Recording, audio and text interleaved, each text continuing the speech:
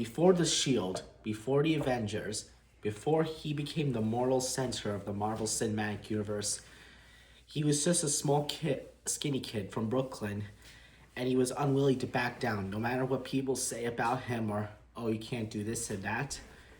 This is the story, my friends, is Captain America, the First Avenger. The film that redeemed Chris Evans, introduced one of Marvel's greatest heroes of all time. Proved the MCU could look backward and move forward. Welcome back to Day Reviews, and this is Avengers Doomsday. Captain America was a risky character. In a global market, a hero wrapped in the American flag could feel outdated, or worse, offensive. Marvel had to do something very specific. They couldn't just make him propaganda. They had to make him human. And that started with a casting. Enter Chris Evans. Prior to welding the circular shield, he was known for one thing, the Fantastic Four films, and not in a good way. The 2005 and 2007 films were poorly received, and Evans' portrayal of Johnny Storm, aka the Human Torch, while energetic, did little help for his career.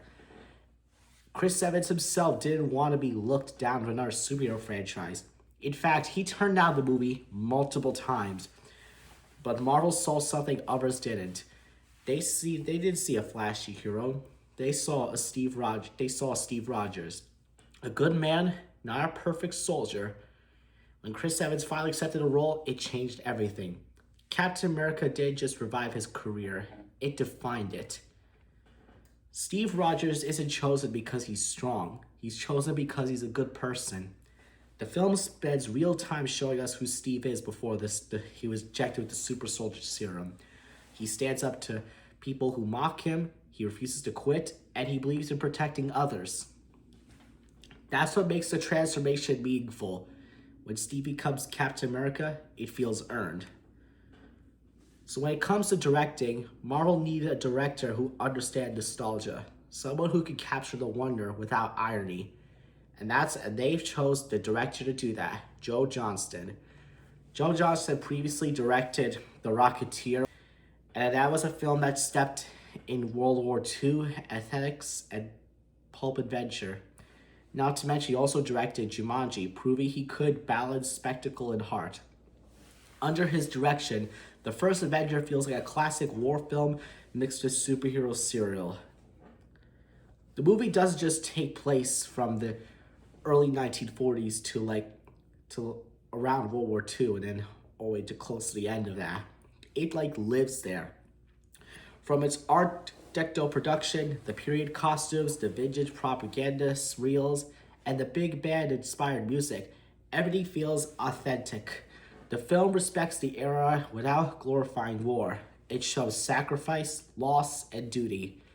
Captain America isn't just fighting for conquest. He's fighting for the people, including us, everyone. And every hero needs a pretty great villain, and that's when Hugo Weaving steps in. He delivered one of the most underrated performances in the MCU from its early days. Johann Schmidt, aka the Red Skull, he wasn't just some obsessive scientist. He was a man obsessed with power. The Red Skull represents what happens when strength exists without mortality. Hugo Weaving brought menace, intelligence, and theatrically. Red Skull wasn't just a Captain America villain. He was like a dark reflection. It's what happens if Steve Rogers went took a bad route and became menacing and evil like Red Skull. And I gotta give Hugo Weaving that credit. He's a pretty good actor, in my opinion. The movie also introduced characters who would shape the MCU for years to come, starting off with Bucky Barnes, played by Sebastian Stan, Steve Rogers' best friend and a brother-in-arms. After what happened with Bucky after he fell off the train and into the ice, apparently what happened to him would be one of the most tragic moments in the MCU, in my opinion. And it sets up one of Marvel's greatest long-term arcs. And also, Haley Atwell's Peggy Carter wasn't just a love interest. She was intelligent, capable, and ahead of her time. Her chemistry with Chris Evans was electric. She became one of the most strongest female characters in the MCU. And a fan favorite for some. At the ending of the film. It is so powerful because it's quiet. Steve Rogers doesn't win a parade. He makes a choice. His sacrifices so others can live. That moment defines Captain America more than any battle ever could. The first Avenger didn't just introduce a hero, it introduced the heart of the MCU. Chris Evans was redeemed, a forgotten character became iconic, and Marvel and the MCU was gained a moral compass. Without Captain America, this film, the Avengers, would work. And without this film, the MCU would never have its soul. Next time on the road to Avengers Doomsday, we reach the end. We reach the end of the road of Phase 1 with the Avengers. I can't wait to review that with you on Saturday.